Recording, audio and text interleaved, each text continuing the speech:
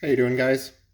I'm going to do a video number 2 here in the series. My first video was to show you how to take a saber hilt and strip the electronics out to get just a empty chassis or empty hilt. What I'm doing now is I'm prepping it for weathering. When you get a hilt like this, whether it be from Saberforge, Ultrasabers, any of these companies, they come with a very shiny, very reflective finish on it. Okay, it's a coating they put on to kind of preserve that shiny metal effect. We got to get that off of there. Okay, so what I've been doing is I take you could go a little bit heavier, but I found that 100 grit sandpaper works just fine. I cut off a little bit square, a little bit of a square, wrap it up here just like that, and then just sit here and then just work this hilt back and forth just like this to sand that coating off of there. And the reason I'm doing this is because I'm going to use aluminum black to do my weathering, and it won't stick. If that finishes on there, that aluminum black won't age that metal. It won't stick like the way I want it to. So I'm going to start out with my 100 grit sandpaper. So I'm just going to, for about 10 minutes, 15 minutes,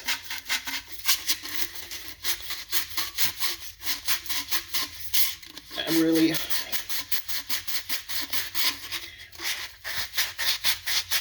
just going to work that in. And actually, before I started recording, I had already just about actually finished with this. I don't know if you'll be able to pick it up on the camera or not, but you can see it's kind of got a haze to it now.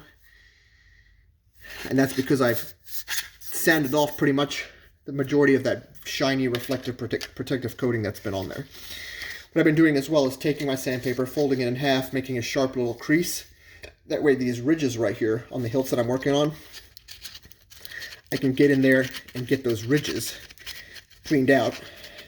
Because when I want it done, I want those ridges, those grooves, to take the most blackening, because that's where most of your grit and grime and everything is going to be caught up. If you've been using this in the battlefield for years and years, so fold over, kind of give myself a fresh edge, and just really work at these little grooves. This one's got a little groove here, some grooves up top. I've already worked these grooves up here. Actually, you can see the difference. You can see the difference between this section right here, which I've sanded, and in here, you see how this is still really shiny in here?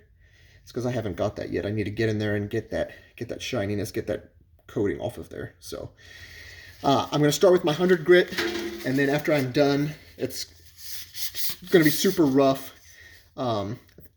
Maybe a little bit too much. If I leave it like that, when I put the aluminum black on there, the entire thing's just gonna turn black. It's not gonna give me the type of a weathered effect that I'm looking for. So after I do 100 grit, I'm gonna switch over then and use a little bit finer. I got 220 grit sandpaper that I'll use over the top of it to finish. What it's gonna do is just help polish that roughness up just a little bit, give me more of a refined weathering that I'm looking for instead of just turning this thing black. So that's all you got to do. 100 grit sandpaper, just work at it.